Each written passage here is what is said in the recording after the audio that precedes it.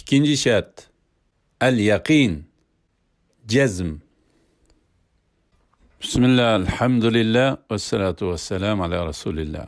Esselamu aleyküm ve rahmetullahi ve berekatuh. Tüvende dehtanlağa Hafiz el-Hakemi rahimahullah'ın La ilahe illallah'ın şartları risalesinden ikinci şart La ilahe illallah toğrısıda cezm buluş. Cezm. La ilahe illallah'ın ikinci şartı şek şübhəni yoxtadığan cezmdir.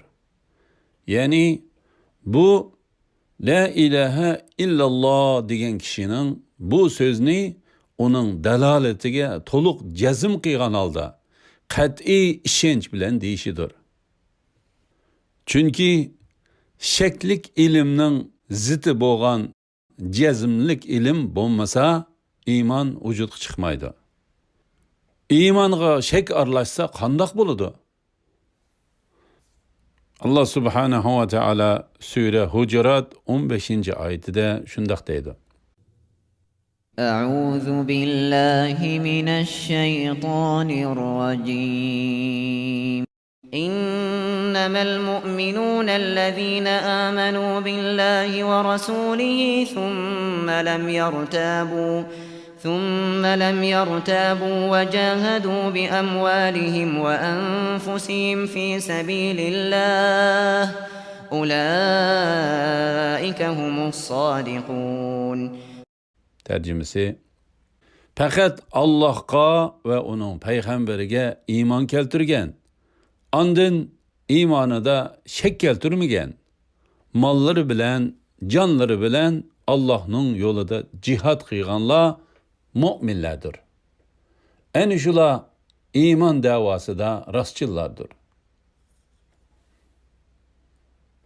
Shuning uchun jazm mu'minlarning Allah subhanahu wa ta'alaga ve onun payg'ambariga bo'lgan iymonida rostchil bo'lishning sharti bo'lib, ularda la ilaha illalloh to'g'risida hech qanday aniqsizlik yoki shak shubha yo'qdir.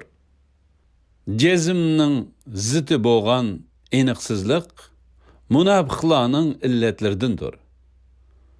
Allah subhanahu wa ta'ala bizni bulardan bo'lib qilishdan o'z panohida saqlag'ay. Allah subhanahu wa ta'ala bular to'g'risida Sura Tavba 45. oyatida shundoq degan.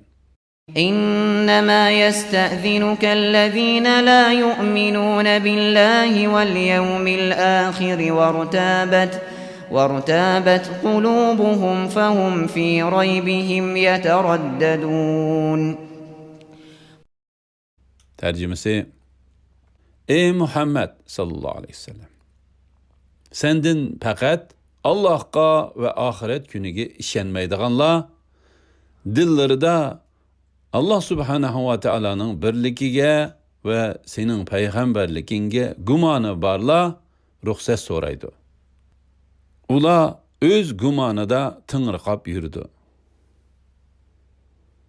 Sahihul Muslim'da Abu Hurayra radiyallahu anhudan Resulullah sallallahu aleyhi ve sellem'nin shundoq deganligi rivoyat qilingan.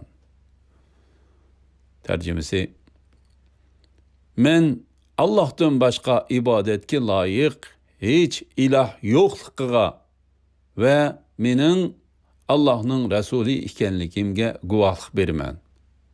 Allah'ның bendilerinden her qandaq biri bular, yani mushu ikki shahodat to'g'risida shak qilmagan holda bu ikki shahodat bilan Allohga uchrashsa cho'qim jannatga kirdi. Yana bir rivoyatda Allah'ның bendilerinden her qandaq biri bular, yani mushu ikki shahodat to'g'risida shak qilmagan holda bu ikki shahodat bilan Allohga uchrashsa jannatga kirishdan cheklanmaydi deyilgan. Sahihul Muslim'da yana Abu Hurayra radiyallahu anhudan rivoyat qilingan uzun hadisda Resulullah sallallahu aleyhi ve sellem Abu Hurayra radiyallahu anhuga özünün ayığını tutkuzup, sen muşu bağının arkasında chin qalbidan la ilaha illalloh degan har qandoq odamni ko'rsang, uningga jannat bilan xush xabar bergin degan. Bu hadisda ko'rsatilganidek Rasululloh sallallohu alayhi vasallam la ilaha illalloh degan kishining jannatga kirishiga, shu kishining buningga chin qalbidan jazm qilishini, bu haqda hech qanday shak shubhisi bo'lmasligini shart qilgan. Shu vajidan agar jazmdan iborat shart hozirlanmasa, jannatdan iborat mukofotmi yo'q chiqadi.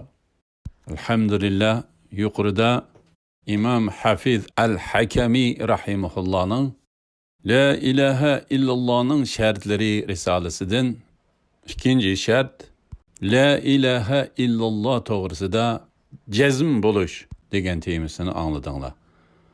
Oxirini keyin qitimliq o'qishimizni davomlashtiramiz inshaalloh. Va sallallohu ala Muhammad va ala alihi va sahbihi va sallam. Assalomu alaykum va rahmatullohi va barakatuh.